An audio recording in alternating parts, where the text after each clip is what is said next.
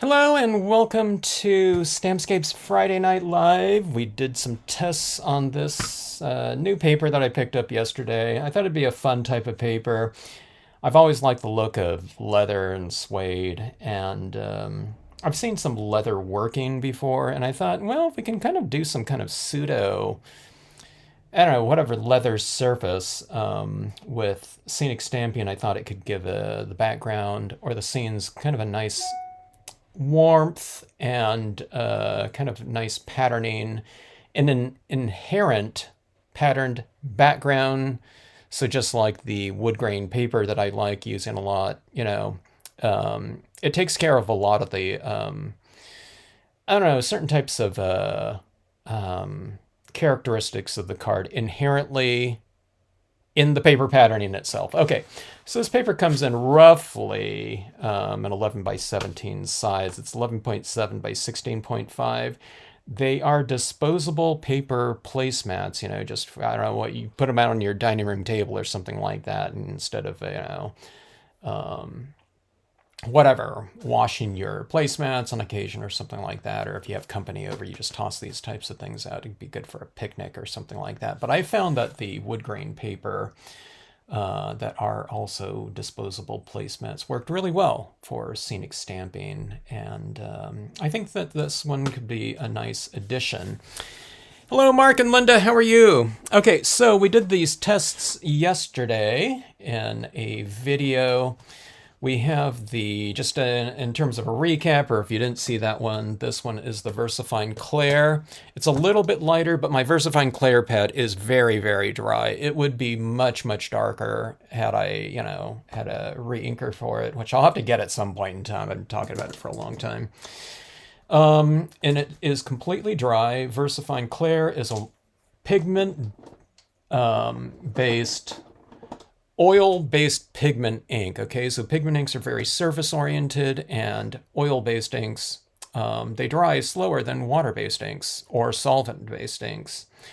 But this is completely dry, and it adhered to this pretty glossy surface right here. I would say it's more than semi-gloss, but less than a full gloss, okay?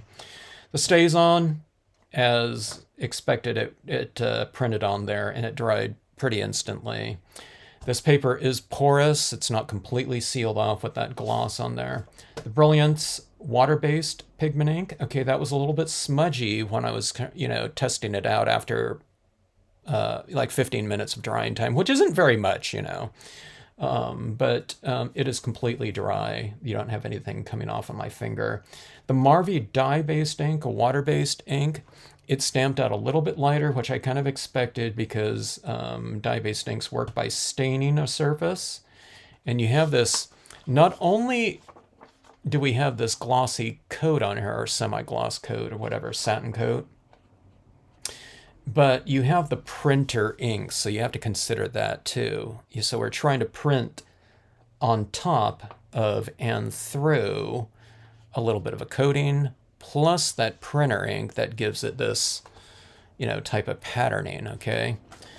But it did it with no problem, but it's a little bit lighter, which can look interesting maybe in some ways. If you want to do something I was mentioning to Linda, maybe we can use some sort of brown stamped on here, like it's a stamped, not like rubber stamp, but like I think it's like a hot stamp, with metal into leather, how they do those kind of, I don't know, what do you call it? It's not embossed, I don't know, whatever, recessed leather stamping or something like that. If we can kind of come up with some kind of ink that would give us that type of look, it might look pretty interesting. It might look like we've worked on top of this. It might look like a leather surface, a leather card that we've done, without having to, use leather. So, and the hybrid ink. Okay, so the hybrid ink is a combination of your oil-based pigment ink and a water-based dye ink. Okay, so these two right here are in this one right here. And the hybrid ink seems like a good way to go with a lot of these different papers. It's become my favorite ink to use on the wood grain paper and the pre-printed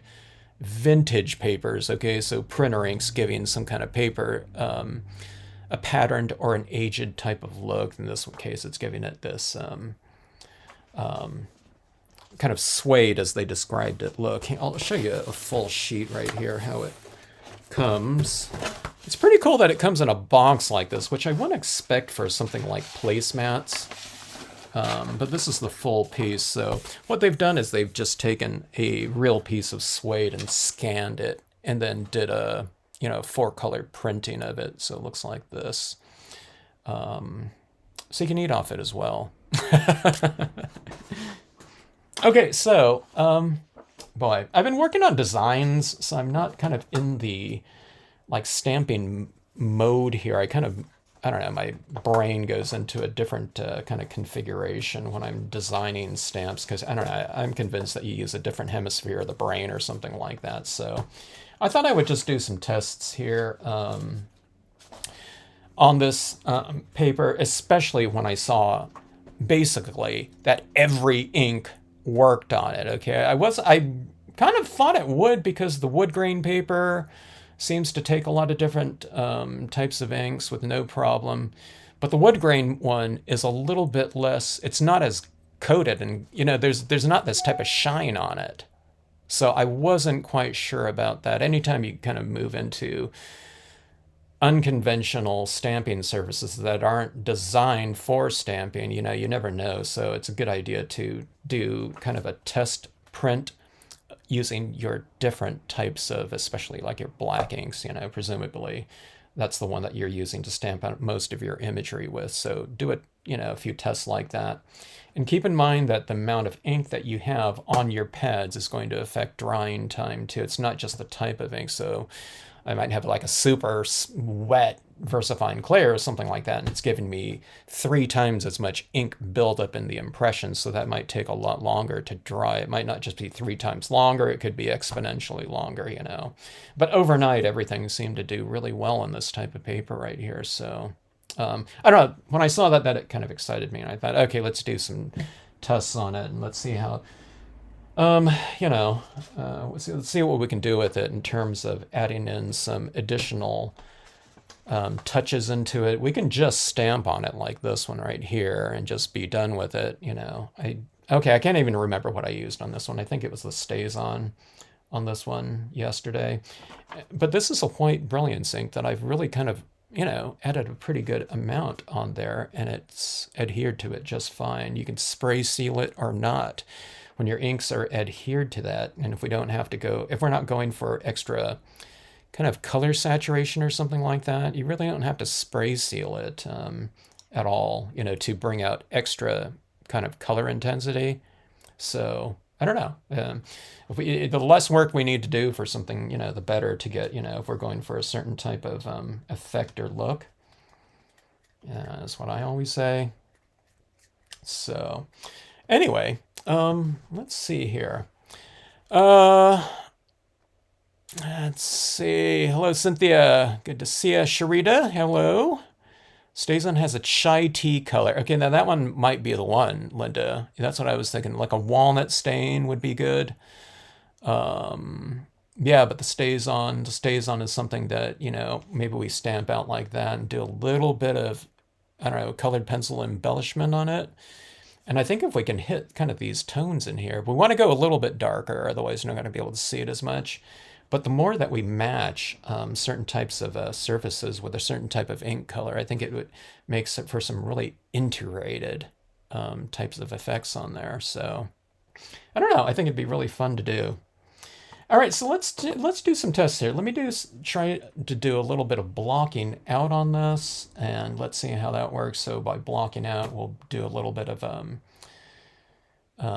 cloud formations in the background. Here's the thing. So if I don't stamp this in StazOn, let's just add the clouds first. I'm trying to think, if I add in some white in the background and if I stamp right over it, I'm going to have to wait for that black to dry. Where I usually like adding in some other tones of white over the top of the black impressions. So let's just see how this goes here. We're just doing some really preliminary tests here. I'll do this one around the old mill stamp. I'm looking for this where that mill is right here. So when I stamp this out, it'll be roughly right here. And I want kind of a lighter looking roof, I think, for that mill. So let's place some of this down here. I'm seeing how this white pigment ink is applying and adhering. And it seems like we have a pretty good, you know, adhesion that's happening here. I don't seem to be having any issues with it at all. This paper wasn't available, I don't think, when I was buying those wood grain papers. Okay, because I looked, and I think there was a burlap pattern, but the burlap has these. It looks like burlap, so it has a lot of contrast in it. So I thought that might be kind of interesting, but I thought there might be too much contrast where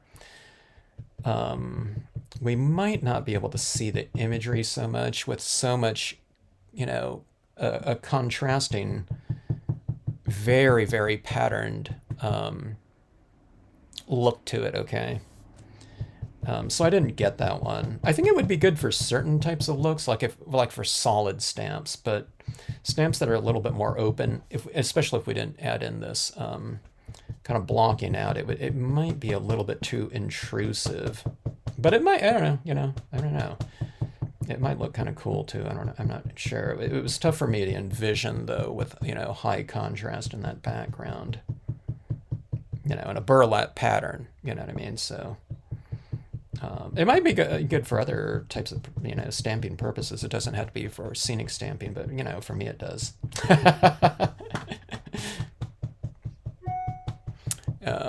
Yeah. Let's see. Hello, Deidre. Good to see you. Oh! Hello, Lynn. Good to see you. I have this project ready for Lynn there. Say hello to Lynn, folks, if anyone's on. So I'm going to be doing a little bit of this program for Lynn. Lynn's a gentleman who, if I may say, had a stroke a few years ago. I've always thought that my stamps, or just stamping in general, would be perfect for kind of PT, physical therapy and stuff like that, and getting, a little bit of mobility going. Maybe not, with your other hand. We want to fine tune Lynn's hand there. So he's attracted to that. He's got a couple great things going for them. His wife's a stamper, so she's got the know-how and the tools, and he's got the use of that dominant hand. That was just like my dad, so except my dad wasn't he wasn't drawn to stamping, so but if he was, he had the right son to get him using those hands and whatnot. So yeah. All right, but let's see right here. I've got this blocking out right here. I'm going to build up a little bit of cloud textures back up in here. I sent them a preliminary order, or their first order, and I'm going to work that program out using some different types of applications for really quick and very cool looking results, especially when you get right into it.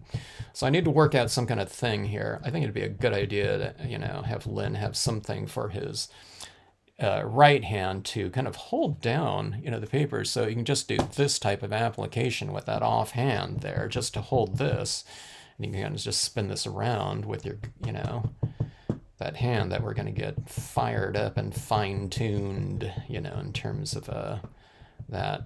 Plus Lynn, it's really cool to hear that he also used to do some drawing, so he's going to have a lot of kind of a head start in terms of some advantages in terms of kind of seeing things, you know what I mean? He's already kind of in tune with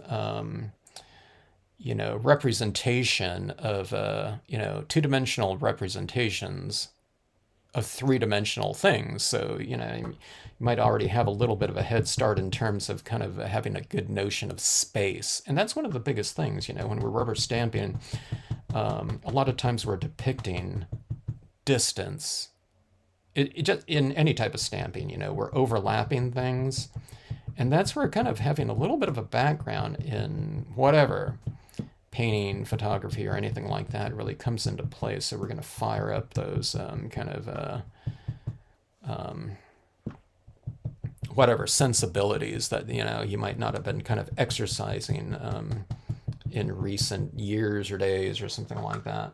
Okay, so let me see what I have here. Sometimes I don't put down enough of that white in the background, but let's just go with that for right now. I'm kind of aiming this right here. I look where that mill is. Anytime, if you have kind of some dominant type of imagery within a greater whole, what I do is I look for that and I just kind of put my finger on it right here, and I can kind of imagine it amongst that blocked out area in there, okay? So here's my question. I'm kind of thinking to myself, which ink should I use over the top of the white? Now remember, I'm not stamping this now over the top of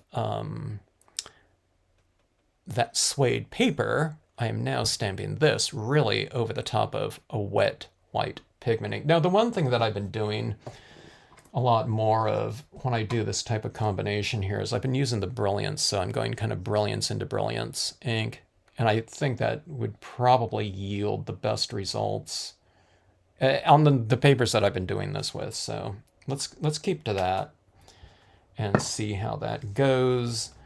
You never know. I mean, I have a feeling it's going to work, you know, just fine, but sometimes maybe this type of ink over the top of this type of surface, maybe when you stamp on, you know, this wet white pigment ink that's down there, sometimes what you worry about is when you lift up your stamp, are you transferring the ink onto that white, or are you lifting the white off of that, you know, that still moist ink off of the top of the paper? So that's kind of one of those things that I'm always kind of wondering about, or, you know, I don't know, the word isn't worry, but I guess it is worry, you know. I don't want to, I'm worried about it coming off because I don't want to have to redo that again. You know, if I don't have to. You know, it's not the end of the world, but I am lazy, so I don't want to do it again. All right, so that's what the image looks like. Remember, it's going to get flip-flop like this.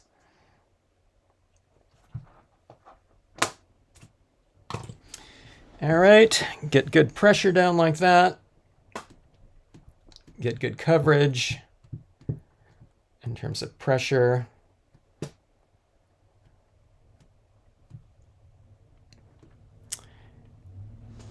Hello in Maine, the Hodgkins. Is it the both of you, or is it one or the other in Maine? Hello, Kay, if I didn't say. Okay, let's see how this looks right here. I'm going to take a peek. Oh, perfect. That looks really good on there. Now, it kind of looks a little weird because there's this muddled kind of look in the background, but that's where, if this was dry, okay, I don't know, maybe I'll have to have a finishing video. I put a little bit of this white in front of some of these trees now, so it's not just in the background and illuminating that. But that's why I put that white down in there. It's to make that milk, you know, kind of stand out. Let me do a little test here. Let me look and see what this looks like just on the suede, okay, or that paper. Wait, not with the moonlight.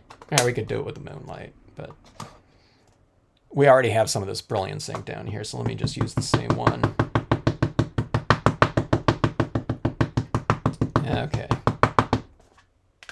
Here we go. And let's take a look at that. Let's just look at that, like a bear type of thing. This paper might be kind of interesting with the fall foliage type of thing, this coloration right here. So if I stamp out some kind of fall tones in there and then use some of the you know, the fall colored paint pens, the oranges, the yellows, the reds. It might be a good combination with that type of patterning in there, because this is a warm background with that yellow tones, kind of a yellow undercoat in there. So we might have to try that out. Okay. I don't know, that looks pretty good too. I don't know, maybe I didn't need to, you know, add that little bit of a cloudy type of mist in there. We'll see what they look like on both of these. That's printing out really nicely right there. And it with detailed rubber stamps like this, kind of if having some coating on the paper and having a real smooth one is generally better for full types of impressions. In other words, more of all these little details that are on here are coming into contact with a smoother paper than one that has a little bit more of a texture to it. But you always have to kind of think, okay, is there, how much coating is there on the paper that's going to allow for the types of inks that we use on it without having to move into specialty inks, okay? Which we have, you know, and stays on. And Brilliants, you know what I mean? There's all kinds of different inks out there, but if they do take, like I said, you know, the more types of inks they take, you know, the better. And if they take all of them, which I didn't use an oxide on here, but I don't know, you know, the more the better, so that way we don't have to kind of move into specialization. Okay, on this one right here, let's add a little bit of a moon or something like that up there, since I do have this kind of this illuminated mist down here in the form of whatever clouds. So I'm going to just do a little bit of a background in here, like this. This one right here, it's kind of a real stark, you know, jarring dot like that. But on this one, let's do a little bit of a more kind of varied atmospheric background. As I move this around, you can kind of stamp it, you know, add this down here and just kind of move it around accordingly, which is kind of cool.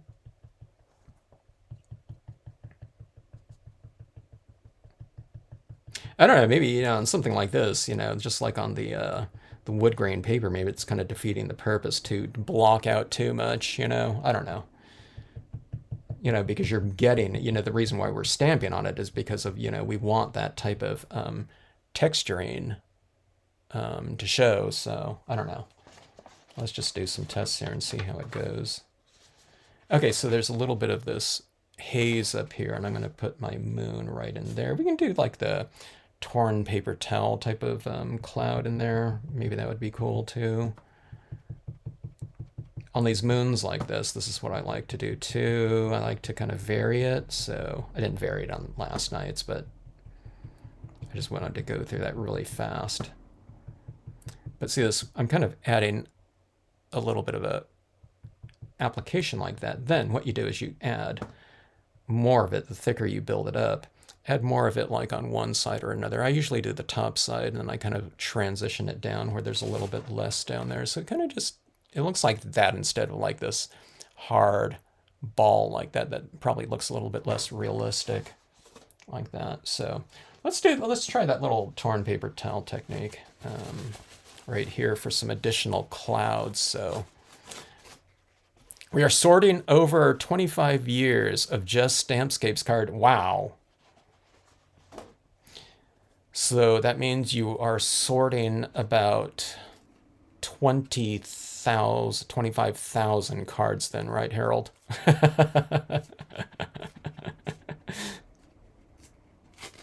Okay, so we used to get these things called, that I referred to as idea cards. And Harold had one in there. What was that one? Was it a forest with the tree trunks, was it? Okay, so let's build this up a little bit. So I'm kind of transitioning this just like I did with the moon. Okay, so you add a little bit more in one area, then you can transition it down.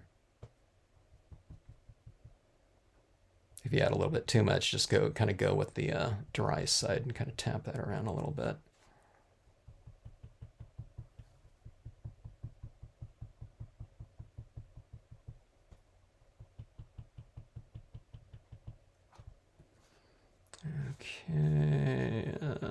let's go underneath that moon. That black is probably a little bit wet, so I need to be careful about not tapping down any of this on there because it could smudge it. Yeah, I have a feeling that's, yeah, it's a little bit wet right there, or a lot wet. All of my inks, I don't know when they dried, but it was overnight though. It might have been dry earlier, but I didn't check until like, I don't know, like right before I came on here. So, I don't know how many hours that was. Okay, so anyways, so here's some clouds right in there, like so. In the background, I don't know if I like the white. Just kind of that bare look is looking pretty good, like that. But again, it might look kind of more aged and kind of antiqued if we did the colored impressions, like something like what was it called again, Linda? Does this paper have higher gloss than, yeah, much higher gloss than the wood grain. 4 times as much, I would say. And maybe 3 times as much. Okay, spiced chai. That does sound like the color that would match this color really closely there.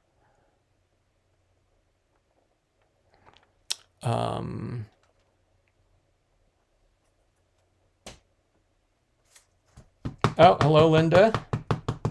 What's Harold cooking?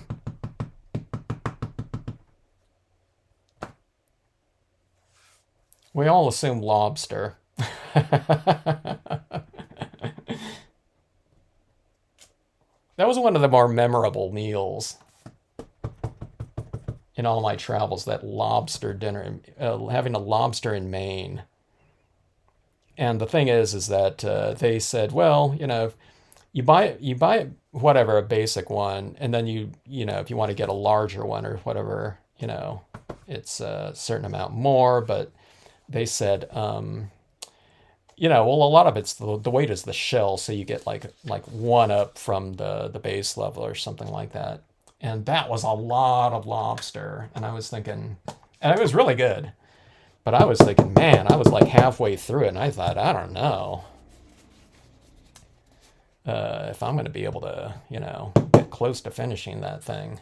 And I remember being really full, but I had like this gigantic claw left. But I didn't want to tap out, and be an eating wimp, which they said they would call me if I didn't finish it. No, they didn't say that.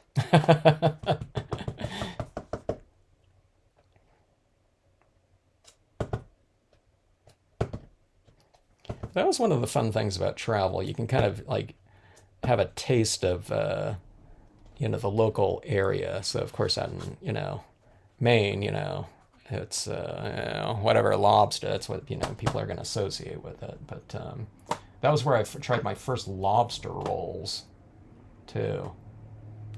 And let's see, Cincinnati, it's that chili dish they have. Okay, that's what that looks like with that white out like that. Yeah, I don't know. It might look better just bare, showcasing more of that tone in there. We'll do a little bit of coloring on these too and see what those look like. So let's test this out right here. This is really fantastic when you find like an unconventional stamping service. Now, in that pack, they said, hey, you can do some crafting, on it too. But, when something's just not designed for that type of purpose, you never know how it's going to take the inks.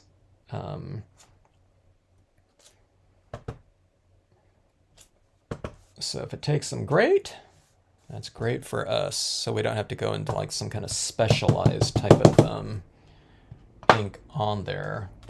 Although a lot of us do have those anyway.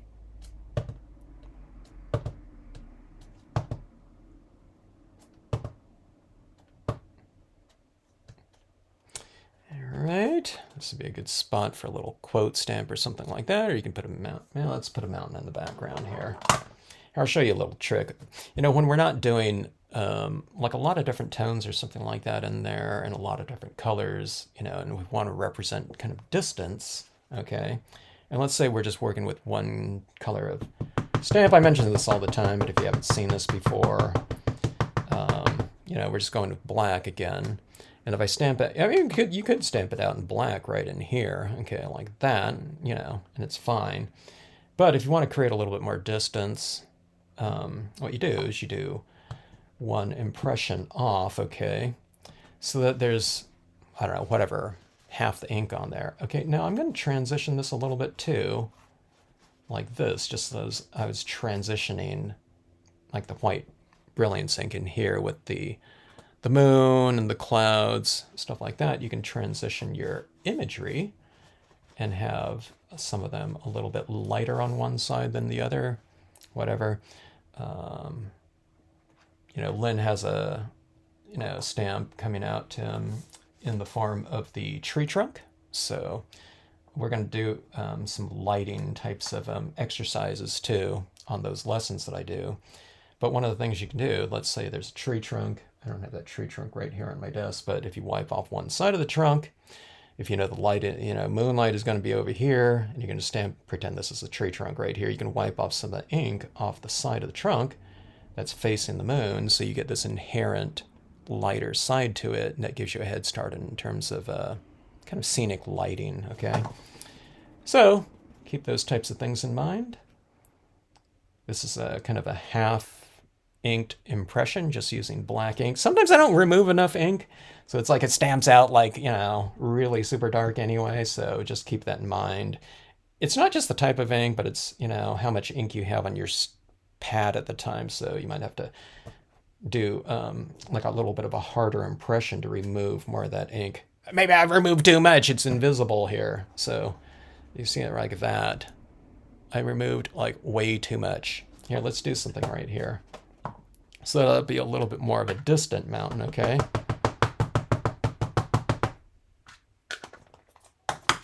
And it didn't seem like I stamped out that much. Okay, let's go for a little bit of a lighter impression, okay? And I'll wipe off the bottom again a little bit. Don't take off all of the ink. Sometimes they take off too much, apparently. And let's go a little bit off center from that first moon. I'll go a little bit, you know, off to the side. So maybe this one will look like it's a little bit closer to us. If it's darker, unless I stamped out too much ink again. Let's see how it goes here. Okay, that's a little bit better. Now let me put another one right here so we have kind of foreground, far mountain, much farther mountain like that, okay? But it looks a little bit off balance, right, having this kind of open space right here. So I need that part of it right there. Okay, do a little bit of stamp off, wipe off, and then stamp. Now I wiped off a little bit of the ink off the bottom of the stamp because we have this silhouette of these trees right here. So if this stamp of the mountain is as dark as those trees are, like in this lower section right here, you're not going to be able to see the silhouette quite as much. So just stamp out, you know, some of the ink. Or what you can do is you can just stamp out this stamp in gray, not wipe anything off, you know what I mean? So that when you stamp it off, it's just lighter to begin with. So, you know, you can do that too, but I'm just showing how you can do it just with one color of ink, just black, you know, your basic black here. So, I don't know, maybe it looks a little bit more deep instead of having one layer of kind of distant objects. Now we have like, this one's probably a little bit darker than this one too. So it's like, far, farther, farthest right there in terms of background imagery. Kind of fills it in too a little bit. All right. I mean, you can do that in the foreground too. I can kind of take those leaves, stamp them off once, and then stamp them again here. So you have a little bit more leaf depth in the foreground. Let's do that.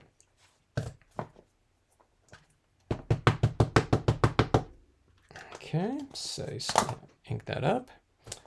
And let's blot it off a little bit. And then let's see if I can let's see if I didn't take off too much ink right there, okay? Let's do a third impression. I don't know if that's stamped out very well, but okay, so you get those little kind of gray scale ones. It's like a 60% gray or something like that. So this one right here, that's pretty dark up top there, but this lower section right here is like a 70% gray. This one right here is probably more like a 50% gray, especially in this middle area right there. And that one in the back's like, I don't know, whatever, like 10% gray or something like that. So you get quite a bit of a depth, just visual depth just from one black pad, especially on some paper like this where you have all these tones already established in here. So kind of getting a little bit of a variation within your impressions kind of adds to a little bit of variety. Okay, now this would be kind of like the opposite of it, you know what I mean? Everything's like mono value on here, except that back, which I like the look of too, but you know, you can see the difference in terms of whatever tonal variation in here. It just looks spatially deeper, you know, by having those lighter tones back in there. It would look that way anyway if I stamped a mountain in the background. It would, you know, we know it represents something that's farther back in the distance just from kind of knowledge of it, but not, you know what I mean? If by having those lighter tones, it looks much farther back, especially this one right in here. But again, that was an accident. So scenic stamping, you just kind of fill it in right over the front of it if you want to. Same thing goes down here. I could stamp in some lighter tones of those reeds for a little bit of extra visual depth. I like the look of that one. I think that looks pretty good. I like the look of it more than the white, I think. I think the white's clashing with it just a touch because you have all these warm tones in here. Maybe those clouds look better if there was like a warm, like a beige, a really super light beige or like a warm white, which I don't think exists in pigment inks because it doesn't seem to be that there's like a huge number of color variations. There's probably medium blue, dark blue, light blue or something like that, but I don't find like the gray tones, grayscale tones to be, you know, widely, I don't know, available out there. Maybe the Moonlight duos like this, they're rebranding these ones right here, but what it comes is white pigment ink and then the blue pigment ink, and you kind of mix them together a little bit, believe it or not. You're saying, well, hey, that blue is going to pollute that, but the white comes with each one of these, so when you get a lot of this over there, you just kind of wipe off the top of it and re-ink it with the white, so you can get different variations of whatever hue you're using. So there's probably like a brown or tan of this one where I can get like a good mixture of tones for some background clouds or something like that that would match with the paper a little bit better. All right, let's test out some other things here. I'm going to wait, and while we're stamping out a few more things, it'll allow this to dry a little bit more. And then we'll test out some things like some colored pencils. I don't know if it's going to be dry enough for things like my alcohol pens, but we can see. I think on this one, these ones were the stays on, so I don't think I can use alcohol on this one. But I don't know. Let's play around with a couple more compositions right here, and then let's test out some you know, some just minor embellishments on here to see how it goes. But anyway, yeah, it's kind of nice when we can stamp on placemats.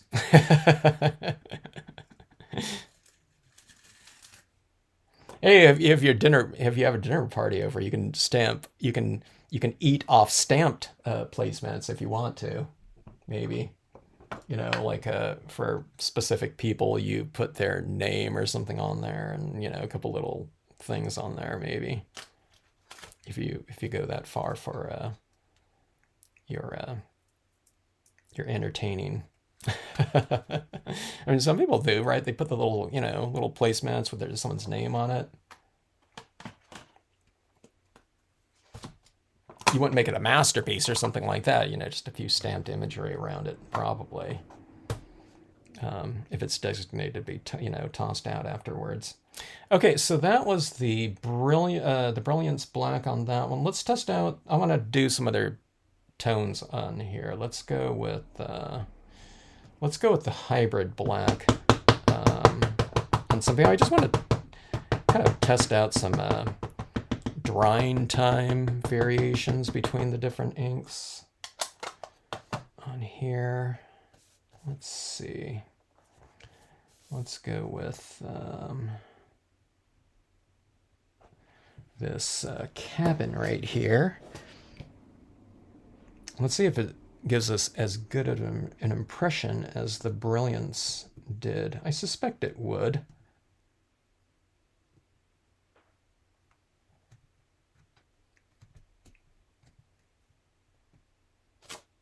All right, looks pretty good.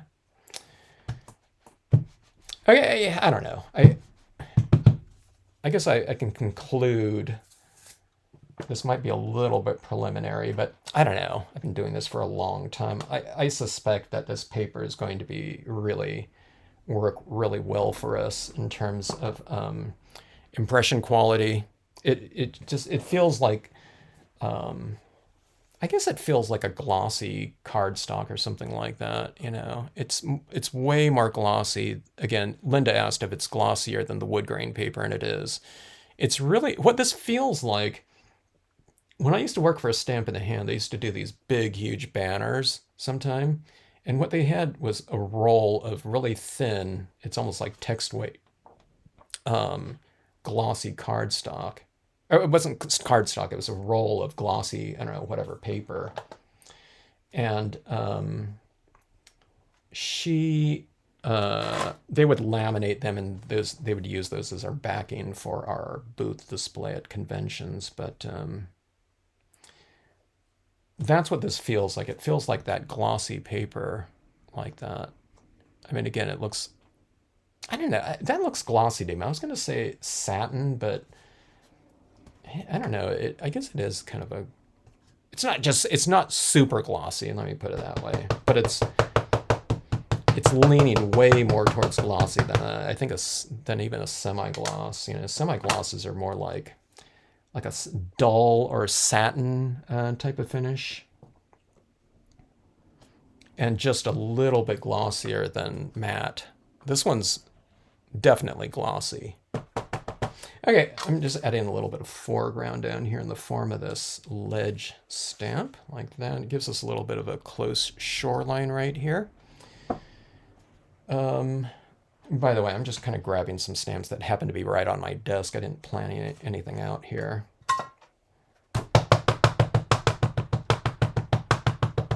Okay, let's go with some pines, and let's create a little bit of a far shoreline over this way, maybe. Okay, that's going to go like that. I might want to, I'm going to make things easy for myself. I'm just going to go really high with this one. And I'll go above that little porch right there. I could go down lower, but it's going to cover up that little porch there. So I'm just going to go high with it, like about right up here.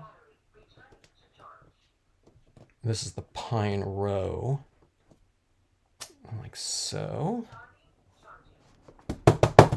Okay, and let's give this some taller pines in the foreground like this, okay?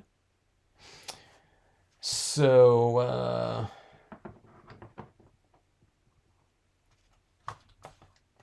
I don't know, is Lynn still here? So Lynn, you're gonna be working that background, midground, foreground. We're gonna, you know, that's what you used to be doing with your drawings there. It'd be cool if you started drawing again too, if you haven't been doing it. The drawing would be good for, I don't know, let's say you're doing something, and if you need something that you don't have the stamp of, you can just kind of draw it in there. All right, let's add in a few of these right here. This ink just, I don't know, this ink just like the other one. It's working beautifully on this surface right here. I have no affiliation with this paper company, by the way. I like really great impressions on papers, okay? That's why I only used basically glossy for the first, I don't know, 30 years of my stamping life. I don't know, it might not have been that long, but the only reason I started kind of experimenting with these other types of papers is that I started, I think I organized my papers, and I saw how many metallic or iridescent types of papers I had. And,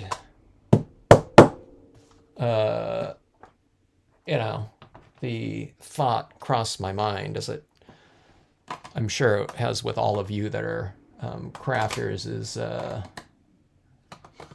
maybe I should use these.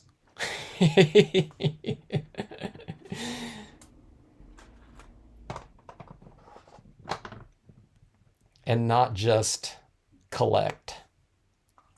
Apparently, I loved when I'd go to these different stores over the years. I'd buy I don't know. I guess I was attracted to when it came to papers, like shiny things. Apparently, so I wasn't really aware of that. That I was kind of into I don't know. I was never into things like glitters or something like that. But apparently, if it was in papers, I don't know, I had to get it. So I had all these packs of different types of metallic papers like that. And the thing that doesn't work on a lot of those different types of papers are dye-based inks.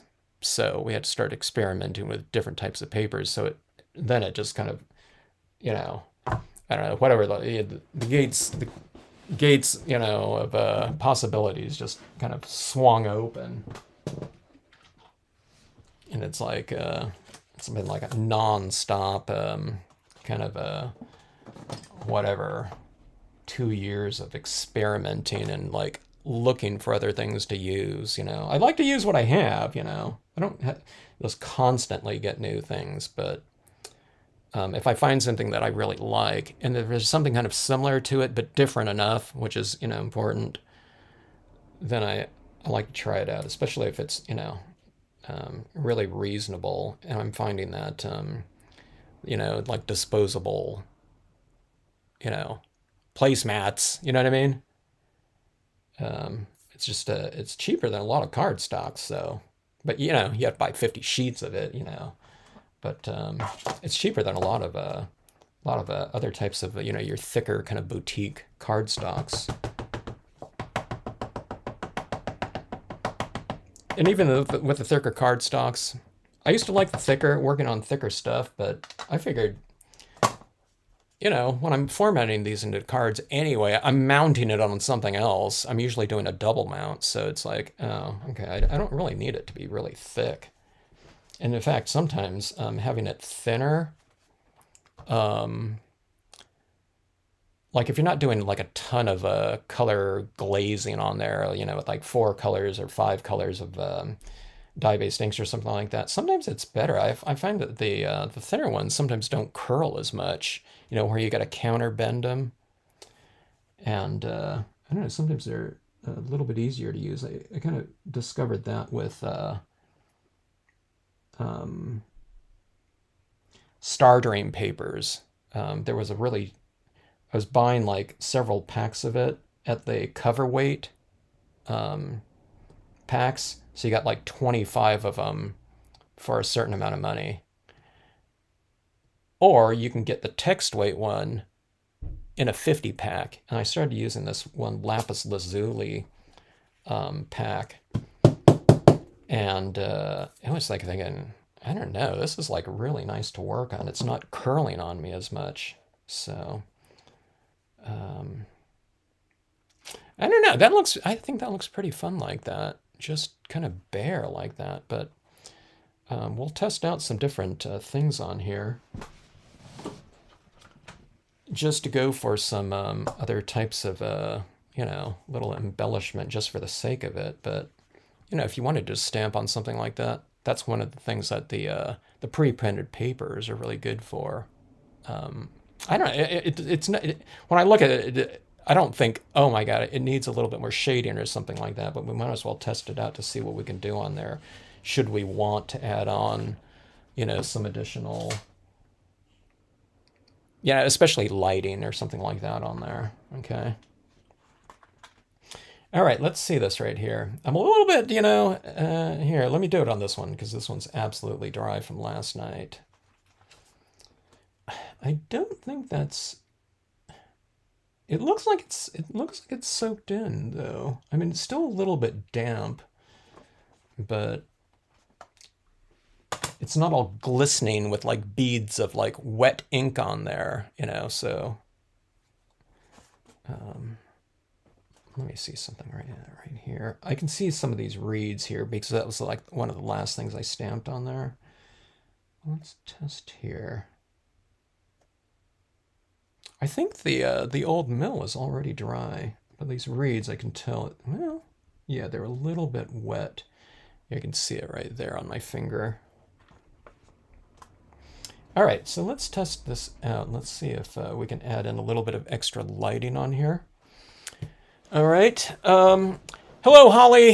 Hello, Bonnie. Shrimp Linguini. Do you have enough? I don't know how many people's watching right now. Do you have enough for all of us, though? That's the question, because we're coming over after this live stream there with the Shrimp Linguini. Hello in Wyoming. Good to see you. Yeah. 54 to 88. That's pretty hot there. We're starting to heat up here a little bit too. I was thinking, man, I need to have like a drink here next to me because I never know how long I'm going to be in these live streams. And kind of like sweating like a pig live isn't really it's not a good look there.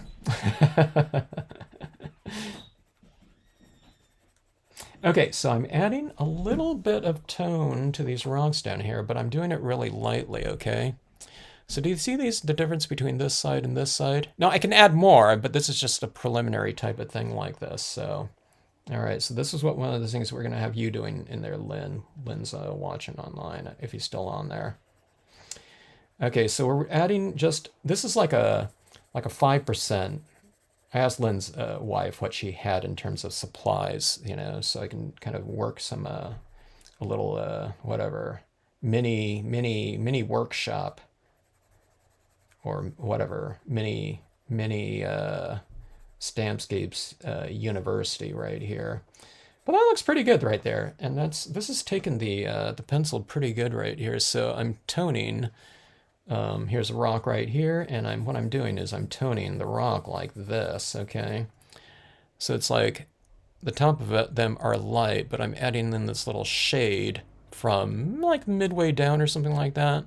So you get this kind of uniform tone added down there, but then what you can do is you can add a little bit of a darker one like that. So you go darker, lighter, and then just bare like that, all right? And when you're working on these pre-printed papers, there's already tone and texture and all that in that open area. So unlike a white piece of paper, it's not just going to be bare. But you can do it on a white piece of paper too. I'm just saying that, when you're doing it on this pre-printed paper, it's already a little bit more full with all of that on there, just inherently, okay? But do you see these rocks right here? How it has a little bit of extra there's a little bit more volume to them. And, dimension, because we're saying that these rocks are dimensional because it has variation in values like that. So there's already that texture in the design itself, okay? So I've already kind of drawn in shadow work in the designs, but doing that little bit of additional shading where the design is shaded, okay? It just makes it look a little bit more full, okay, than not having it, all right? You can do this too, I mean, if you want to kind of, expand on this type of idea, you can also use like some tones that are related to this. So you can have like, colored pencils that are a little more like brown or sepia or something like that and add it in there and see if you can add a little bit of a shadow that's a little bit more warm than something neutral like a black, which is, representing gray here in this case, okay? So just different variations of grays. So bust open those that colored pencil set, Lynn, that your wife has somewhere, and utilize that. But remember, just add a little bit at a time, okay? Like that, like a 5%. Work on your 5%, 2% like that, where you're just barely touching like that. And then, you just stay down here a little bit longer. You don't have to press harder. You can just kind of go for more reps like that. And you get this variation going from dark to light like that, wherever you want it to go. When it comes to the tree trunks that are coming out that way, you can shade your tree trunks, although they're already kind of dark, but you can add that extra shading to them that will, it's kind of like the smaller, these are the art foamy ones right here, but here's the tree trunk right here. It's darker on this side and lighter on this side, okay? So we're going to get a lot of good lighting, whatever depiction, okay? Coming down here into the water, kind of anchoring down the Lakeside Cove a little bit more. But I don't know, something like that, I don't think this really needs too much more. We have this whole open area. I'm just talking about in terms of lighting in here, okay? We can have like another whatever overhanging thing up here, it could be a word stamp or something like that would be cool. Let's see, this is the same type of thing right here. See this little mill in here. So things like vertical sides of structures, if you want to add on a little bit of tone, you just go like this, okay?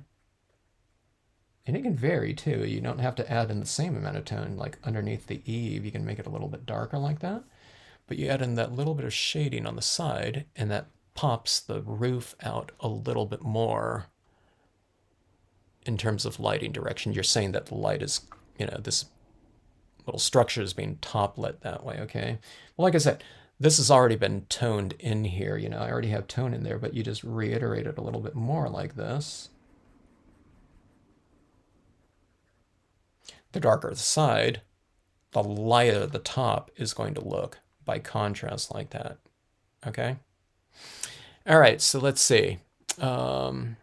Yeah, the background papers are fun, Holly, huh? It makes for kind of a fast cards, that's for sure. Sometimes too, it's like, it's a good exercise too.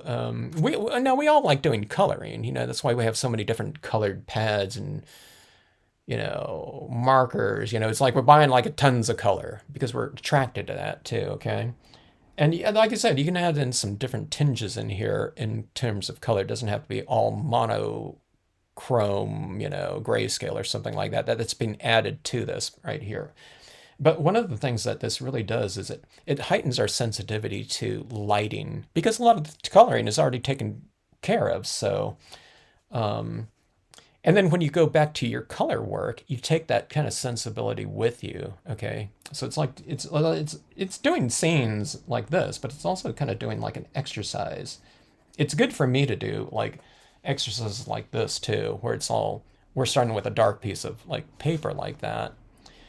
And we're only kind of developing things through the lighting. It's mostly like the white things that we're developing things with. I mean, I used shade on here with, some of the black too, but it's, this thing right here is mostly being kind of created with the white media, the white pigment ink, the white acrylic paint pens. I don't know if I used a white colored pencil on there, but, and then when I go back, like I said, when I go back to doing my color work, I think it's, I'm able to see lighting a little bit better. And even after all these years, it's a good kind of exercise for me to do, just to kind of, tune things up a little bit. Especially like I said, I've been doing a lot of designing of stamps lately, so I haven't been thinking about things like lighting or whatever. It doesn't take long to get back into it, but doing these little exercises like this is really kind of beneficial, and they're fun to do too. So I'm just kind of going around in here and just at the base of some of these rocks, I'm just adding a little bit. Again, it's just like a little bit of tone like that, or like could be as light as something like that. But see, it's kind of anchoring these objects a little bit more. This type of glossy paper is not taking the, you know, the colored pencils super well, but I can get, you know, a decent mark on here as long as your colored pencil is fairly, you know, kind of soft. And I was mentioning in the video last night when I was doing this, if you have a really hard colored pencil with a really hard wax to it, it might not apply. So, you know, test out, you know, different things. This is the Prismacolor, but I think some other ones are really soft too. I'm not sure. I don't have a ton of it. Or if you have watercolor pencils too, you can use your watercolor pencils on here. I heard those ones are just softer, and I've tested out one brand of it, and they're pretty soft. You don't have to do the watercoloring technique with it, but you just use your soft watercolor pencils as colored pencils. So that would probably work too. A lot of people have, you know, a pack of those around, or some oil pastels, or, you know, stuff like that that you might be able to try out. Okay, so I'm adding this down. I'm adding it kind of in the areas that are darker in the mountains too, a little bit.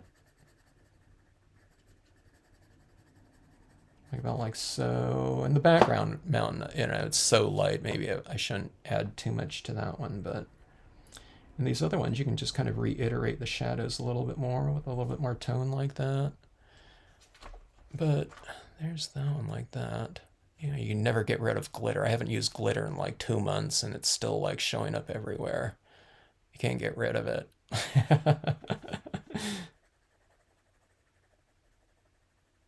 We used to go to these conventions where there was always at some convention, you know, at every convention, I think, at some booth, they were doing like something with glitters, and that would migrate around the rest of the show, and it'd be all over everything. In a good way, though, you know, I guess. All right, so there's that one right there. Looks pretty decent there in terms of you know, the toning and everything like that. You can see that, you know, that patterning. This isn't, you know, this is off the same piece of paper, so it's not the exact patterning, but you can see, you know, where all those little types of things like that, those subtle kind of changes in pattern kind of show down in here. In a scenic stamping situation, there's not like huge variations in this suede, so it's like you can just use any part of it, it seems like, and it doesn't really make too much of a difference. With the wood grain paper, I am thinking about sometimes about grain direction, you know. You can go vertical or horizontal or something like that, you know, and I think it looks good either way. But a lot of times with my water schemes or something like that, I have the wood grain kind of going in more of a horizontal direction for whichever way I stamp my my water, you know, imagery. So something like this, I might do more of a horizontal wood grain pattern direction, and then up in the sky. But you know, it looks pretty cool going vertical too. But if you're going to kind of mimic some of the patterns of nature, you know, you can think about something like that with the wood grain. On this one right here, I don't know. I don't think I'm really thinking of anything. I don't think it's going to matter. Some of the areas are a little bit darker than the other areas. So if this is going to be a nighttime sky up here or something like that, and I'm going to have imagery down here, maybe put that little bit of a slightly darker area up top, you know, as opposed to having it down like that. I don't know. All right. So let's add in a little bit of shading on this one and see how that goes. How parchment 65 pound would be. I don't know. Does anyone have an answer to that one with the 65 pound there? If I missed saying hi to someone that said hi, hello to you. Hello, Nancy. Good to see you. Yeah, I love the vintage paper. Those vintage papers. So this one right here, you know, one of the things like with the wood grain papers, I saw those, there's wood grain like cardstocks out there that are really kind of thick and high quality, that I've seen pieces done on. People have like watercolored on it before, I think, and embossed. So there's not too many wood grained options, but there's a ton, like Nancy was saying. Um, the vintage papers, there's a gazillion vintage paper variations out there. Leather, maybe not so, I don't know, maybe there might be other types of kind of leather looks, because if they're kind of mimicking like a document or something like that, there might be some of that. I hadn't really thought about it, or just seen it coming across. I haven't come across those ones looking at other types of papers that I've been searching on. So, but the vintage ones, I don't know. At least in the U.S., 25, I don't know, 30 different options as far as that goes. I think most of them were multi pattern packs, like a pack of 25 with like five different looks on the the vintage look. It's like weathered, kind of antiqued paper looking prints. Yeah, but those are awesome to work on. All right, so let's see. It's something like that. I've just kind of added a little bit of shading at the base of the, or in the shorelines right here in the distance, and I'm adding a little bit of a tone into this rock down here. Now see, here's these little structures like this, and like I said, there's already kind of like shading underneath them, okay, usually, but you just kind of anchor it down a little bit more with some additional tone like this. Here's some of these bushes right here. So I'm just kind of darkening areas that have dark on it. You can do it. This tree is really kind of more subtle, so I'll add a little bit to that right up there. All right, I really like the look of this, but this is kind of an experiment. It's experimental live stream right here. So let's add in some extra little touches in here and see if it kind of embellishes nicely what we already have down here, without kind of like absolutely ruining it. I'm just joking when I say that, but I don't know. I was thinking about if I added in like some really warm tones into here. Okay, if I was to do this, make this into a fall type of scene, I think I would have had more of this fall type of foliage like right over here instead of the pine trees.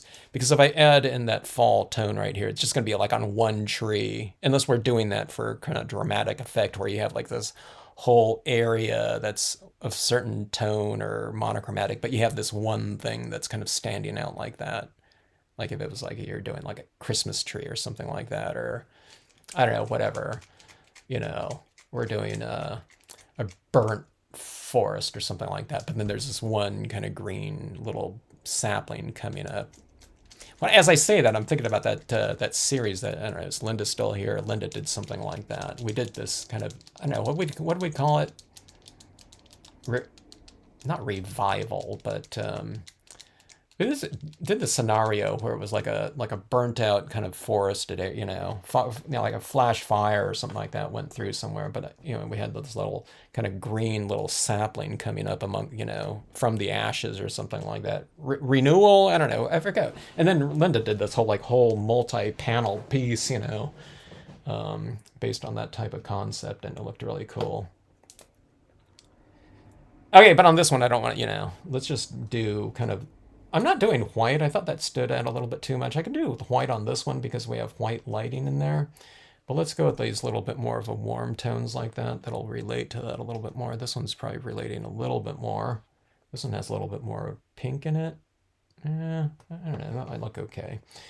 But let's add in some just little highlights like this under this tree.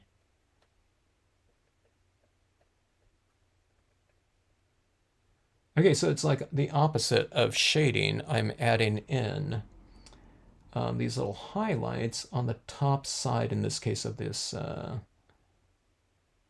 it's like a deciduous like pine tree. I forgot the name of it. Um, who was that on here that mentioned the name of it before? I've already forgot the name of this type of tree. But see that right there? I think that looks okay. Got someone at the door here. Okay. But we're busy. This trunk right here. A couple of these little pillars like this on this frame right there, just to capture some of that light. Let me see who's outside here.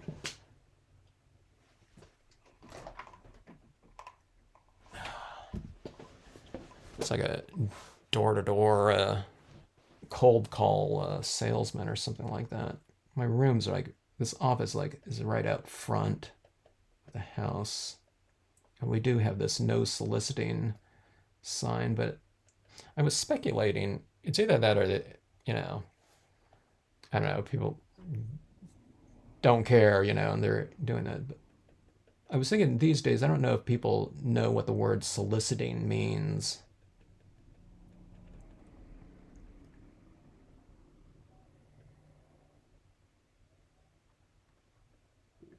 All right, so see, kind of adding that on here like that. I think that looks okay. Sometimes when you start adding in something like this to a pre-printed background, sometimes it can look a little bit strange if you have it in one object. Okay, so you kind of have to bring that lighting sensibility or textural sensibility to the rest of the scene to make it a little bit more consistent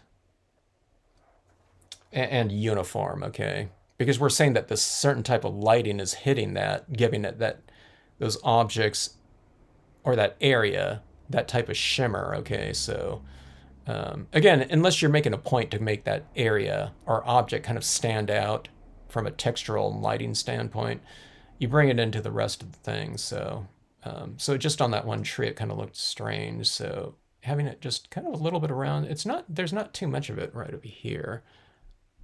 Okay, well, let's bring it into the rest of the piece right here with a little bit more of that light and texture. We can bring it down here, the water, like kind of like shimmering water a little bit, like so. Hopefully you guys can see this, adding like one little tiny dot, sometimes doesn't stand out on if you're watching like on a phone or tablet or something like that.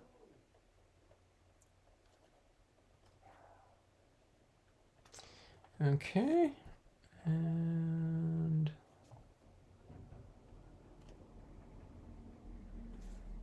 background trees.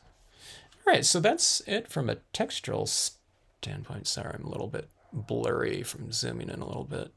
There we go. All right, so there's that.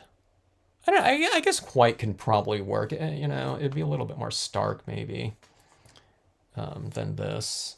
But let's do this right here. Okay, so you can see what the lighting looks like without these highlights on here. Oh wait, you got your stamps today? Oh, okay. We're gonna get you. Yeah, we're gonna get you guys cranking here. I'll come up with some of those. I have some like special projects that I'm going to. We're gonna set Lynn up with there, which will be good. Just kind of just general, kind of projects for anyone too. But I really want to get, after I heard that he did some drawing before, I want to really get into some cool kind of lighting kind of exercises and stuff like that to bring drama into pieces. Okay, so here's this little bit of lighting right in here, okay? So it's a few dots across those, but let's bring in a little bit of a stronger lighting statement into the rocks that are kind of closer to the moon. Now, when you talk about the distance from the moon to the Earth, and lighting something, it's, you know what I mean? It's not going to be like make a big difference between, whatever, 20 feet from one rock to the next. But, these are scenes in here and artwork, so we're going to add a little bit more lighting to the rocks that are a little bit closer. And then as we move away from that, we have a little bit less like that, okay? On the sides of some of the trees, facing the moon, I'll put some highlights on here on the side of the tree, facing the moon. So these trees on the right side of the scene are getting left side illuminated like that. These trees right here, the light is coming from the right, so I'll do some right side illumination like this. And I'm just talking about it, like, I don't know, it might be like 10 dots or something like that. All right, so you see that lighting kind of in there? It kind of makes the trees look a little bit more dimensional. Here's some pine trees in the foreground. And we can do that too. I can kind of put, a little bit of that lighting on some of these branches.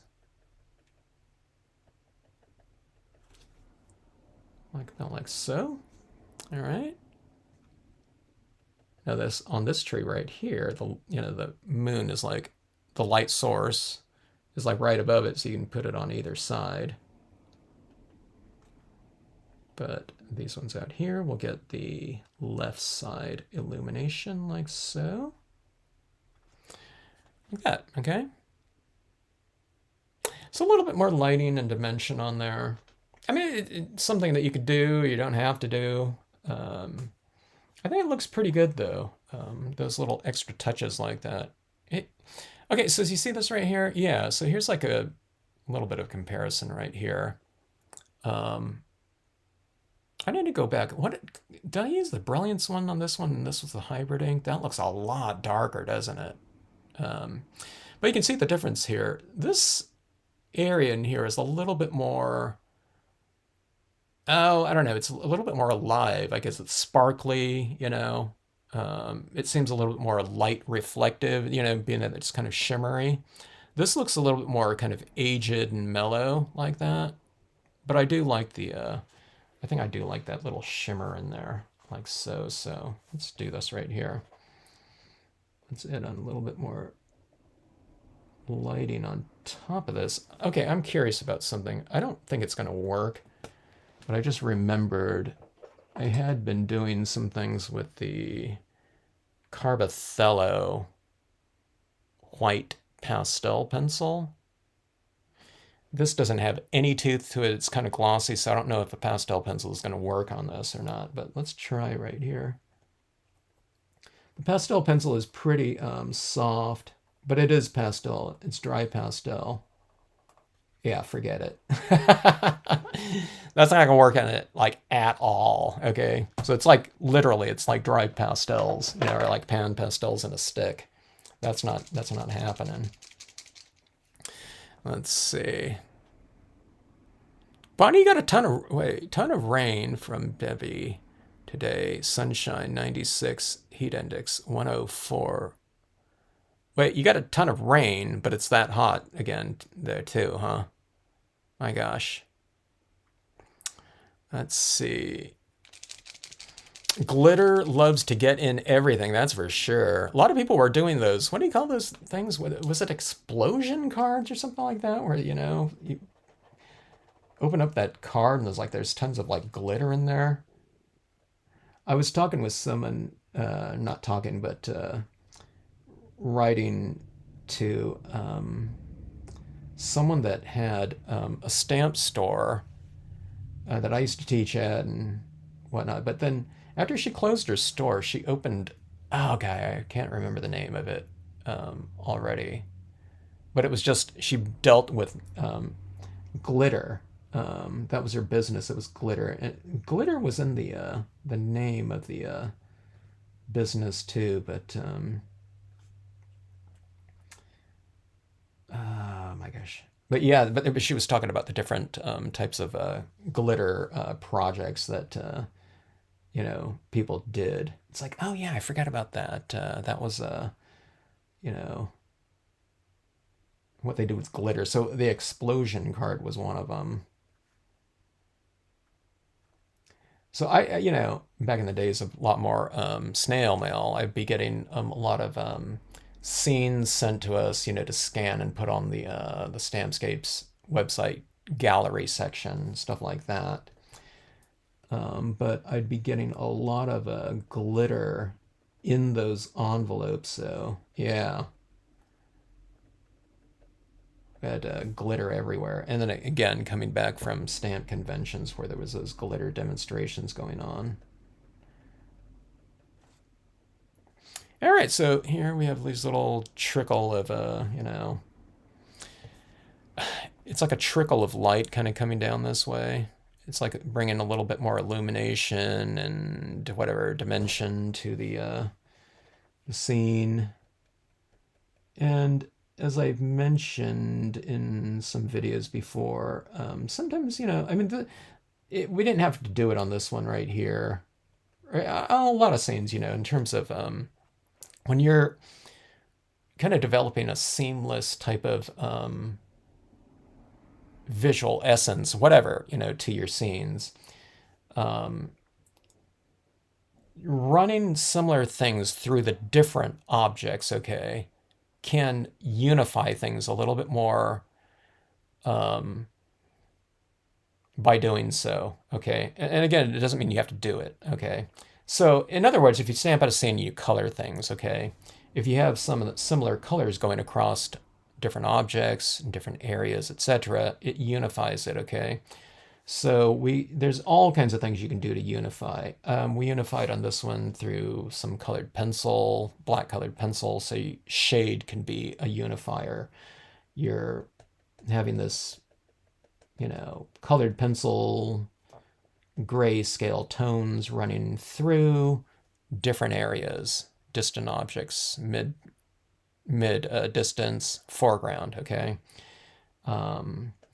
This is something right here where it's like you're unifying a little bit more through, this is a light pen, so you're unifying through lighting, so you have things in the distance, midground, foreground. And again, it doesn't have to be that way. You don't have to unify things. Sometimes you want things to stand out more, so you work contrast as opposed to similarity, okay?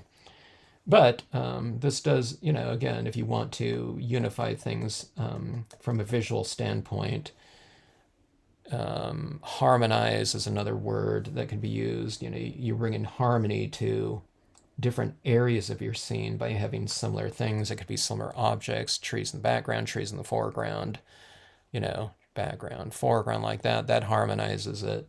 But this is also another thing that's a little bit more, it stands out a little bit more. So it's a textural harmony that you're bringing in here because there's dots in the background, dots in the foreground, or whatever type of mark you're adding. It's lighting. It's something that's kind of light against dark all of a sudden because it's not on a white piece of paper too, on these pre-printed things. So something like this can, be a good kind of whatever harmonizing vehicle, okay, in there. Sometimes I add too much of it and it looks kind of nuts, with, things, dots everywhere. But I find that these types of things are really fun to do. So, if you kind of go overboard and maybe it added too much into something, I don't know. It's usually not a matter of like I completely ruined it at 100% or something like that. But yeah, just, if it kind of took it a little bit too far on some of the detailing, yeah, you have to weigh it against the fun that you had added it in there. So if you had a lot of fun doing it and it went a little bit too far, then so be it. It was worth it. Right, but anyways, there's your kind of 3 examples right there. I didn't do this one right here. I think there's a little bit too much white on here, and even I like the look of this better. I don't know what you guys think. This is a little bit too much in here. I think the white looks pretty good like that, but maybe adding a little bit too much again, as I was doing it, maybe it defeats the purpose of having stamping on this type of paper where you want that paper to show through. You know what I mean? So now if there wasn't any kind of texturing on this, and if it was just like a tan colored paper without any kind of textural variation in there or warmth, then maybe that white, kind of, that's good for that, which is an example of something like this piece of paper where there's not really any kind of variation to it. Okay. So those white types of touches like that in here, and down here, that's what it looks like on this just bare piece of paper. But I think on this textured one like this, or on the wood grain papers, I think just kind of leaving it a little bit more minimal, maybe, I don't know, whatever is more desirable like that. Let's see. Bill had some cookies and ice cream as opposed to cookies and cream ice cream. Sounds pretty good, Bill. Yeah, that's good. Can't see straight anymore, so done for the day. Oh, he went to bed. Sleep well to Bill there. Let's see. I have a stamp. Beware glitter enclosed. Yeah, we needed that type of thing right there. Are people doing as much glitter these days? I want to get back into applying some of that glitter. I haven't been experimenting. I experimented with it for a few weeks in there. I like the looks of things. I want to do some more like, that little sparkle. One of the things that people liked a lot was where I did an autumn tree with the glitter applied to, it was like an aspen tree or something like that. And people really liked it. But Linda and I have talked about this before too, where it's I've been working on stamps, so I'm kind of losing my vocabulary here. The holographic glitters, though, like even like a yellow golden holographic, that would probably be ideal for like aspen trees, like golden aspen trees. The holographic ones, gold or yellow color, when you turn the card, it's like flashing red and green and everything like that because it's holographic. So I want to find maybe some more chunky types of glitters that are just non-holographic. But I'm finding like, it's like so much of the glitter out there is like holographic. So I guess if you want bang for your buck, having that holographic aspect to it is probably a good selling point. But, sometimes you just want flashes of just the one color, so I don't know, I hadn't been doing some things after those initial tests because of that holographic aspect of it, which I like, but I want to see some other types of just straight colored glitter. I don't know, maybe, I don't know. I know they used to have it, but when I was looking recently, it's like all the glitter seems to be, not all of it, but a lot of it is like for finger, like nails, and applying it to nails. So, I guess they don't have to be so specific in terms of like, monotoned, specific glitter colors or something like that. Let's see. We had 3 days of rain and the heat is right back up. So send some of that rain over this way. We had a little bit of rain, like, I don't know, it was like 2 weeks ago or something like that. Or maybe it was last week. But yeah, it wasn't enough though, to get some of this, even if it's kind of out of there, it blows some of the humidity out maybe. I agree. Yeah, Linda. Yeah. I like it especially on this one right here. On this one right here, I don't know, maybe it's a little bit too much in here, but I don't know. It was fun to apply in there.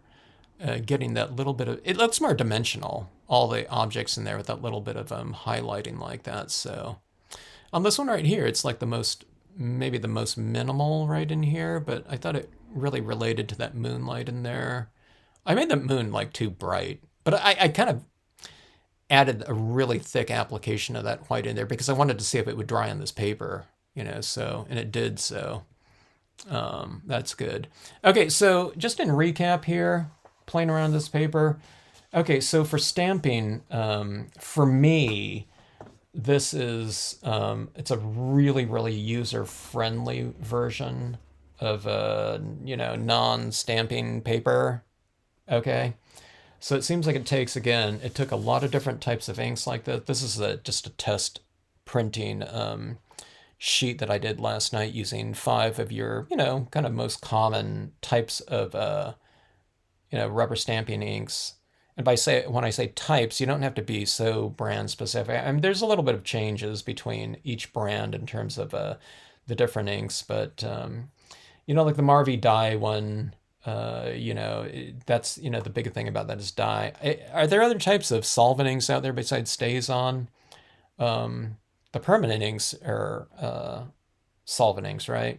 But that's your VersaFine Clear. So the VersaFine Clears would be, that one's a really bit more of a fine one, but you can use other types of pigment inks if you don't have like a VersaFine. So if you have like a color box, old color box or something like that, that should work just fine on here again. But I don't know, like specifically, I don't know, and I don't know the drying time for the different one brand to the next, but I don't know. It looks like a good viable stamping surface here, especially for some quick cards too. And again, I think these look pretty good without doing all those little extra touches in there with the shadow work and things like that. But I think the shadow work looks nice on there, so it's just a little bit of, touches with your black colored pencil. And if you wanted to employ like a, like a gel pen or a paint pen, these ones are 0.7 millimeter acrylic pens. I think that looks pretty good on there. If you just have white, I think that would look good. These ones are just a little bit more tan, warmth. I didn't try this one out right here, but there's your kind of real kind of pastel-y types of colors right here. Here's a white. Like I said, it would be a little bit more stark, so if it's standing out too much, what you do is you just kind of spread it out a little bit. And if you ever add too much of like something like this on this type of paper, it's like, oh my God, I just, it was like way too much. What you do is if you have some like alcohol markers or something like that, so let's say I've added too much of that white down there, then that is really stuck down there, okay? Or that wasn't dry yet. But you can go over it with a pen like this. Okay, now some of this black I'm finding is a little bit dry, but you can go and tone with a light colored alcohol pen like that. See how that's a little bit darker now than this one right here. You can color your acrylic paint. You can tint it with a little bit of a, like a dull or warm, whatever color of pen. So you can change the color of that dot to a darker one.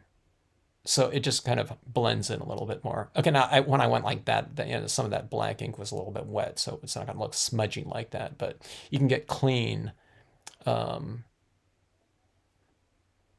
applications of your whatever color you tint those with, okay? So don't worry about that. If you add too much, you can go in there, let it dry, you know what I mean?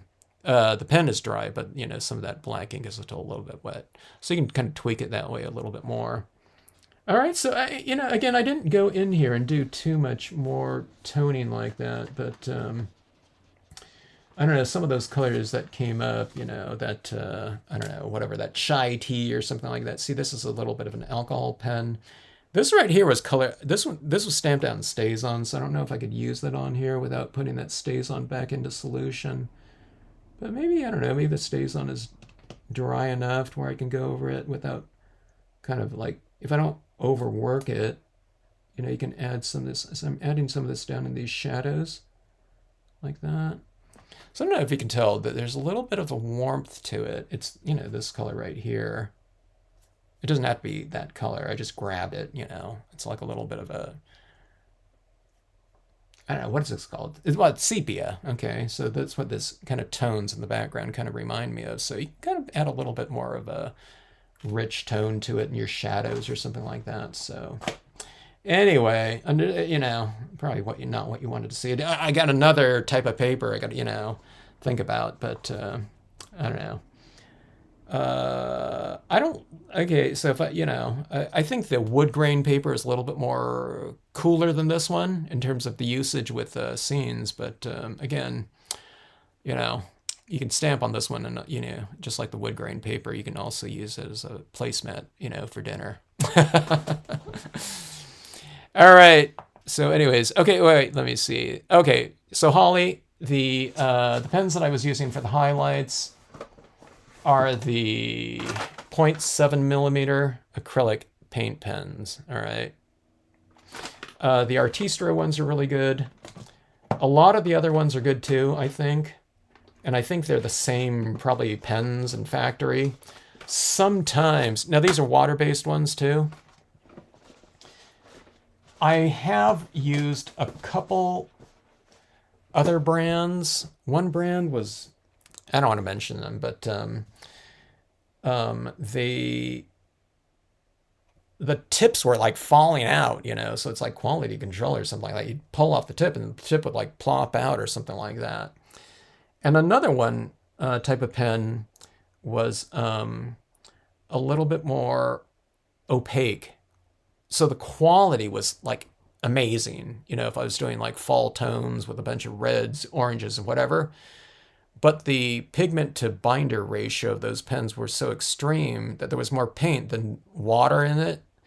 So that worked great for when you started using them because it was flowing beautifully, but the acrylic paint dried on the tip, you know, so I couldn't use them after, you know, I didn't use them for like a couple months or something like that. And I couldn't use them because, you know, there was too much crust built up on the tip. Now that was the 3 millimeter ones like this one. So, but something like these ones are a little bit more watery, but the thing is they don't clog up on me. So, and that's with most of them, luckily though. Okay. Most of them are that quality of pen. Okay. So a little bit more watery, but again, you can just use them forever until they run out. Just the basic thing about it is it's the one that I was using was the 7.7 millimeter acrylic paint pen, and there's all kinds of different packs out there and brands. I just went with the Artistro because someone told me about it, so those are the first ones I heard about. And the person that told me about it had that set and had been using them, so that's why I got that one. So anyway, micro glitter. I'll have to take a look at that. I think I came across that or something when I started doing that. Yeah, I wanted to do something, you know, so I had those desert scenes and things like that with a little gold panning guy. I wanted to put like some glitter, like gold glitter in like a stream or something like that as a little bit of touch for a little bit of extra shimmer.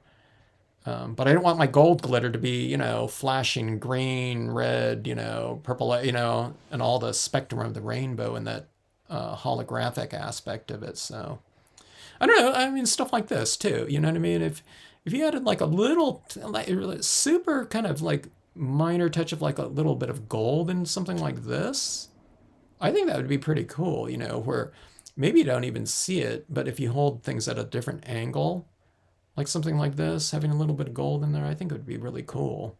So I don't know. It'd be kind of a nice little touch on here. I'd imagine on this type of paper too. I think, unless it's too thin, I would think that we could emboss on something like this. So if you did have like gold impressions or something like that, you know, or elements within something like that, or if this was like embossed in gold up here instead of just stamped in black, and then you had little shimmery little touches like this in like a really fine gold, which I'm guessing would be the micro glitter. I think stuff like that would be a nice little touch, you know, just kind of, you know, kick up the, you know, whatever visual excitement on the type of inherent, you know, type of paper like that, you know. So I don't know. When I saw this too, you know, I think of more of kind of like an aged, oh, I don't know, like a vintage possible look. And that's where we're talking about, you know, maybe stamping out some objects on this type of paper in that type of color scheme.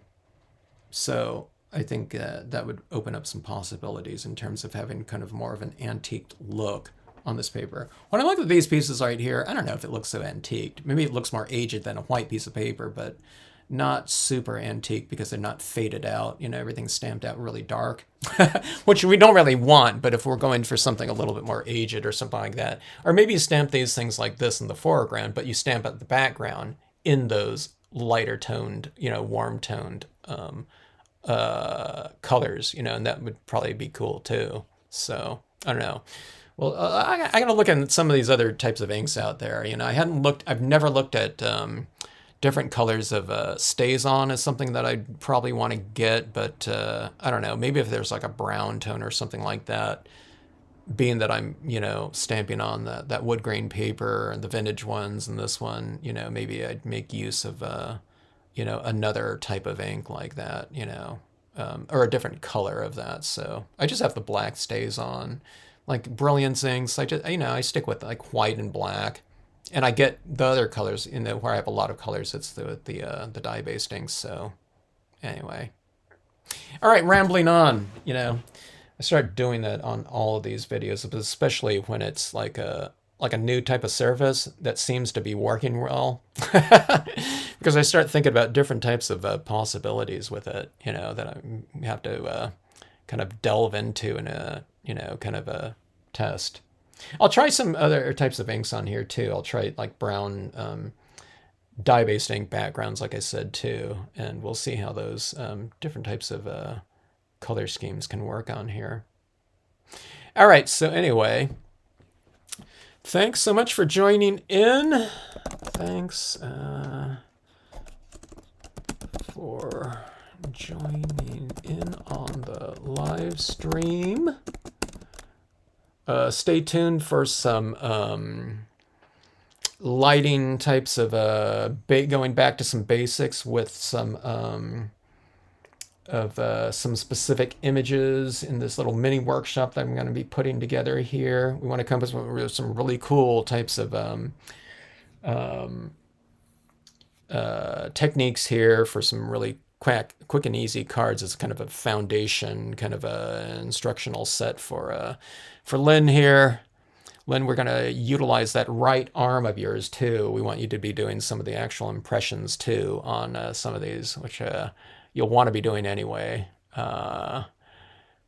to create your own whatever visions of scenic grandeur here. All right. To see you all in the next live stream. All right, folks, have a great rest of evening, and thanks again for joining in here. Happy, what is this called? This was the happy hazelnut scenic dreaming here for you. All right, good night, everyone. Yeah, I like it too, Susan. I like the look, but I especially like the compatibility with the all the different inks dried on there just fine, and it didn't take like days to dry or something like that, like some foils. So we want those